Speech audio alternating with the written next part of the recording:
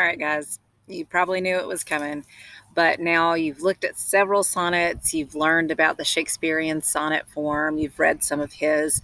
Now it's time to write your own sonnet. That's right. But the good news is, it's really not as hard as it seems. The great thing about following a certain form for a poem is that you already have the pattern. So we're going to follow the Shakespearean sonnet form, which means you're going to need 14 lines, right?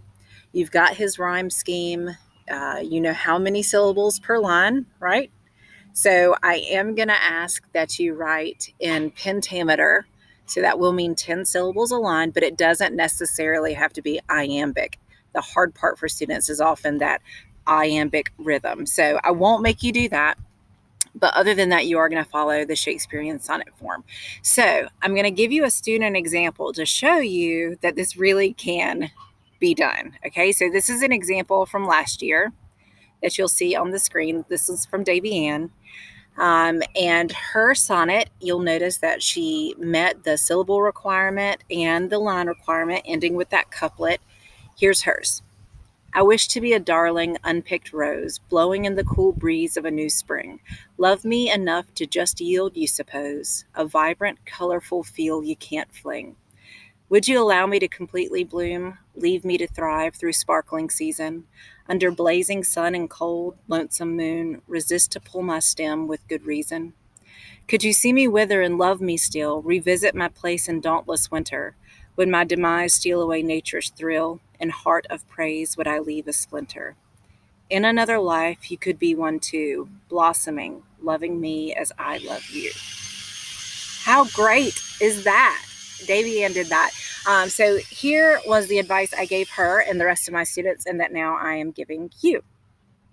To write a sonnet, first just go ahead and decide what it is you want to write about. Pick a subject, whether it's flowers or your dog or love or death or quarantine.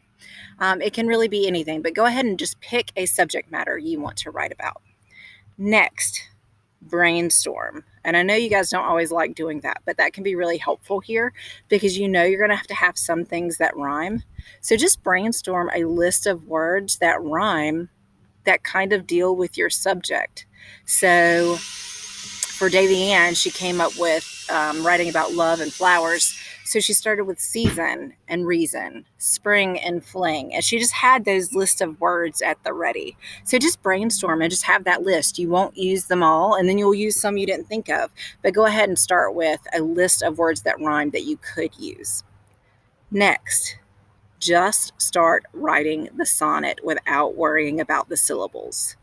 I know, you have to have 10 syllables a line, but that becomes a pretty easy problem to fix.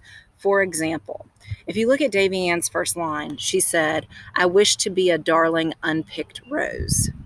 Well, Davy Ann might have actually written at first, I wish to be an unpicked rose, and then realized she needed 2 more syllables. That's where adjectives can be really helpful. She could easily add the word darling to describe the rose and then meet the syllable count. So, and this is good advice, just write the lines you want to write and adjust the syllables as you need to. You can always add a word or take a word away. Often we can imply words that we don't actually have to have in the sentence. So maybe instead of just saying, I felt that, you can just write felt that because we know it's I that you're talking about. So don't worry about having to add or take away words to meet that syllable count. That part will be pretty easy. The harder part will be coming up with what you want to say and just getting that rhyme right. So for a lot of people, I tell them to start with the couplet and write that first. Those are going to be your 2 most important lines. It's going to be what you end your poem with, and those 2 lines rhyme together. So often your couplet can be the easiest thing for you to write. So maybe start there if you're struggling. Also, remember, no one expects you to be Shakespeare yet. This is your first sonnet. We're just giving it a try. So by writing your sonnet, you're showing me that you understand the Shakespearean sonnet form and that you're learning to apply it. I've had sonnets about everything from fried chicken to Jeeps to softball to winter. So anything is up for grabs here and what you want to write about. I know you guys all do great. If you have questions, let me know.